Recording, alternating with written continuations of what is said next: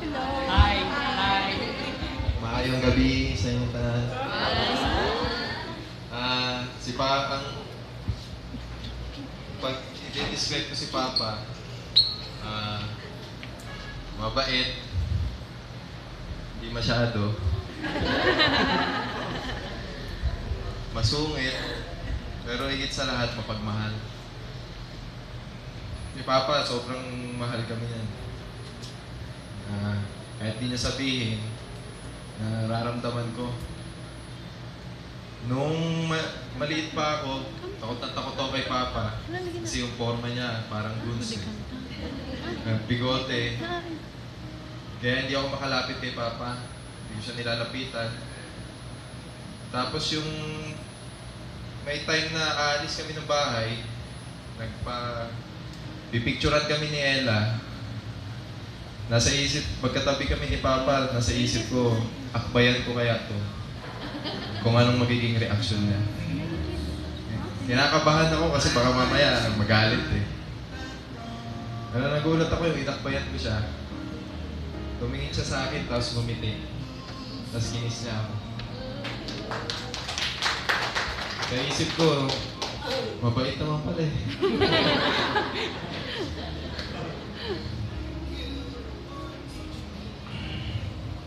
Si Papa yung may pera pa siya dati, may pera pa kami. Lagi naman.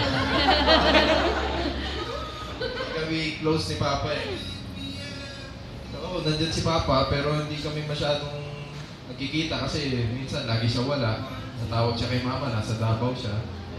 Punta minsan sa Cebu, lagi siya wala. Kaya hindi namin siya masyadong parang malayo yung loob namin sa kanya. Yung dumating sa point na nawala na kami ng ng pera. Hindi naman walang-wala. Pero wala talaga. Akala ko magiging masama ang mangyayari. Na gano'n na nangyari sa amin. Akala ko magiging masama. Pero mas maganda yun kasi mas naging close kami. Mas naging close kami ni Papa. Nandun siya sa bahay, pagpapasok ako sa trabaho, nagluluto siya ng almusal. Pag darating ako, nagpe-prepare siya ng pagkain. Mas lalo niya kaming naasikaso. Mas naramdaman ko siya, nung wala na kaming pera, mas naramdaman ko siya na naging mabuti pala siyang ama sa amin. Pati kapitbahay namin, natatakot sa kanya eh. Kaya, pati kapitbahay namin, nadidisiplina niya.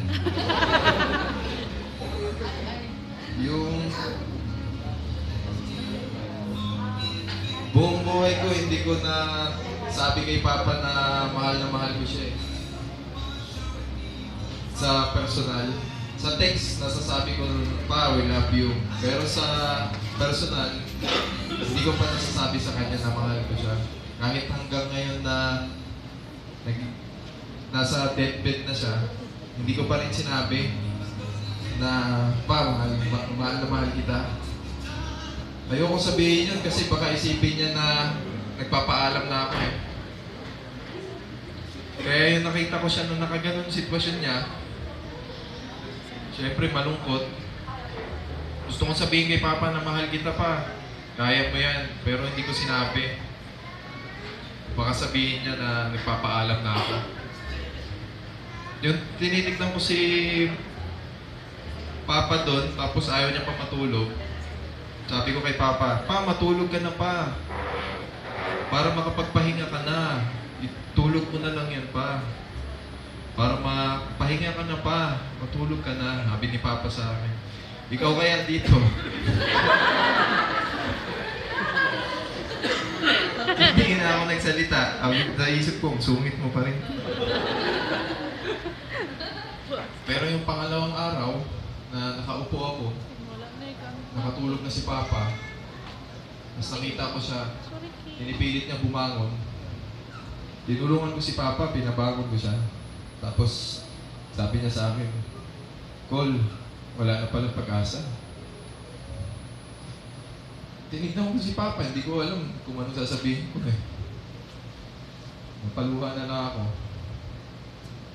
Tapos, sabi ko, sige pa, kaya mo yan pa. Tulungan na dito kami. Hirap na hirap si Papa sa kama niya, gumalaw eh.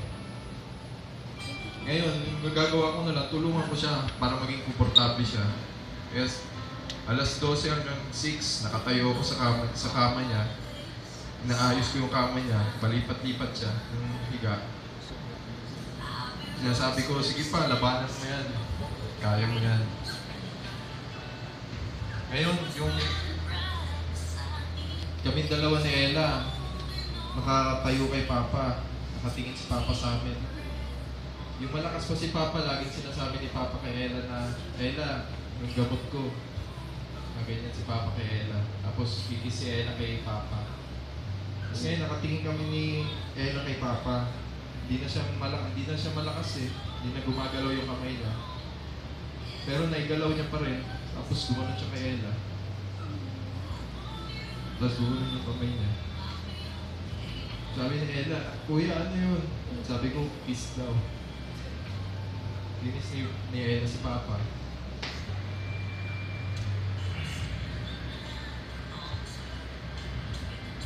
Ano pa? Kaya si Papa hanggang sa uli, lumalaban pa rin siya. Mahal na mahal ka namin pa. Dito lang kami. Nung nawala na si Papa, hindi ko alam ang gagawin ko. Iniisip ko kung ano bang nagkulang ba ako sa dasal o sa ano. Kulang ba yung ginawa ko para kay Papa. Buti na lang nandyan si Papa, yung kuya ko na napakatatag. Nagkasikaso kay Papa, kay Mama. Maraming salamat, Ma. Kay Tito Luloy, tumawag sa akin na. Kay Tito Mati, maraming salamat. Si Ella, huwag kang mag-alala, Ella. Marami tayo dito. Masaya tayo dito. Huwag ka nang malungkot. Yung pag-uwi ni Ella, sobrang lungkot eh. Iyak nang iyak na. Nakita niya yung mga damit ni Papa. Iiyak na niya. Taas yung boxer. Iiyakan ni Ella. Sabi ko, Ella, akin niya.